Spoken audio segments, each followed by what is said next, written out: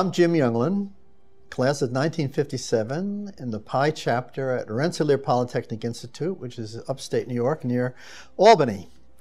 And I had never been on that campus till the first day I set foot there as a freshman.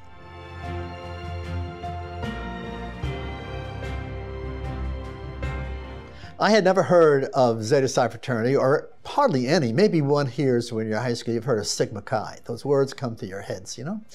But I had never heard of Zeta Psi when I got to school. And fortunately, they have a pretty, at that time, a pretty thoroughgoing inter-Greek rush system that ferreted out freshmen, whether the freshmen heard about them or interested in it or not. And I was recruited, probably against my better judgment, to participate in a rush. And I took some solace that my roommate did too. You know, we were going to enter this thing together. And we ended up being rushed by Zeta Psi and some other places. And in the end, I think the reason we chose Zeta Psi was that both of us got a bid there together. This was going to be an alliance against the world, you know, for this strange thing that we didn't know quite what we were getting into for.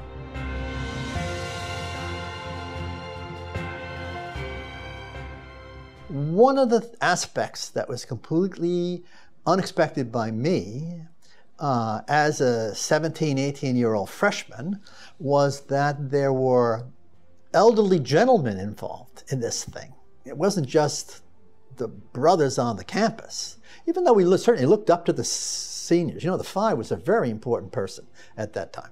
And so we had this hierarchy in the chapter that we respected. But beyond them, we had fairly strong involvement from elders in the area who we learned performed critical functions for the existence of the operation. Without them, there wouldn't be a house. Without a house, there wouldn't have been a chapter. And we got to see what it was that they did. The most important elder in my Zeta career, Henry Melville Elliott, Ada 45. He was the treasurer of the House Corporation, of which Waterman was the president in the 50s and 60s. And in fact, when Waterman passed on, Henry Elliott stayed in office, and he was the treasurer of that House Corporation for 38 years, till he retired in around 1989, I believe. He ended up with us because his family was another Hudson Valley family. They were rooted on the Connecticut shore, but they had outposts in the Albany area, and he was an executive for Equitable Life for many years in the Albany area. So he was the person in this geographical Zeta Psi association, which served as the House Corporation for this rather new Zeta chapter that didn't have a lot of its own native elders. So he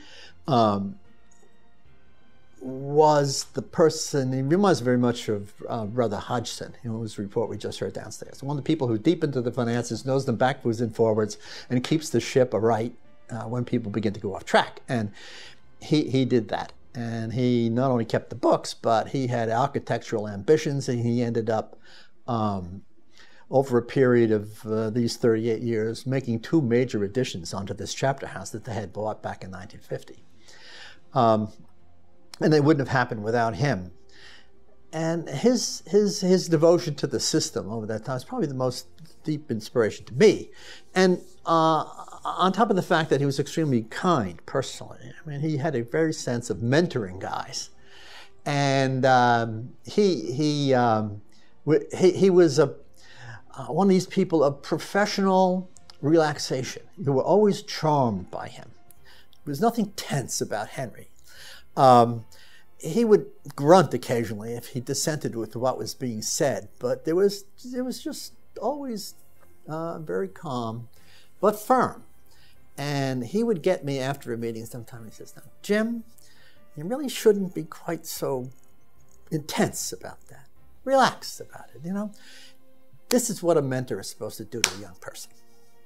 He finds out your weaknesses and he politely, kindly tells you what they are, and you benefit from that. And I've hopefully benefited for a long time.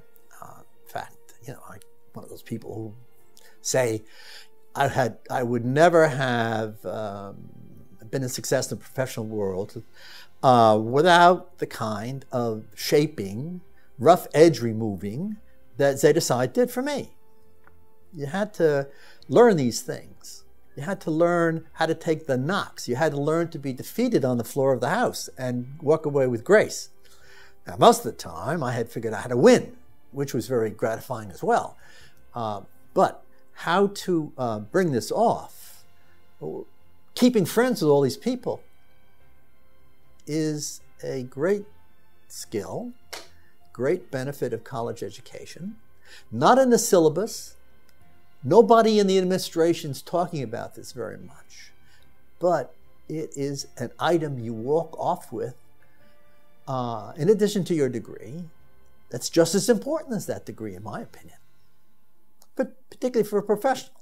I mean, I think there are businesses that you can get into, maybe highly technical, sole practitioner of some kind, where you don't have to worry about that kind of thing too much. But if you're interacting with a team, you have to know how to be a team player, which means more than saying yes, you know, or you guys are great guys. You got to be able to say you guys are wrong, and here's where we want to go, and here's the reason why. These are the reasons why.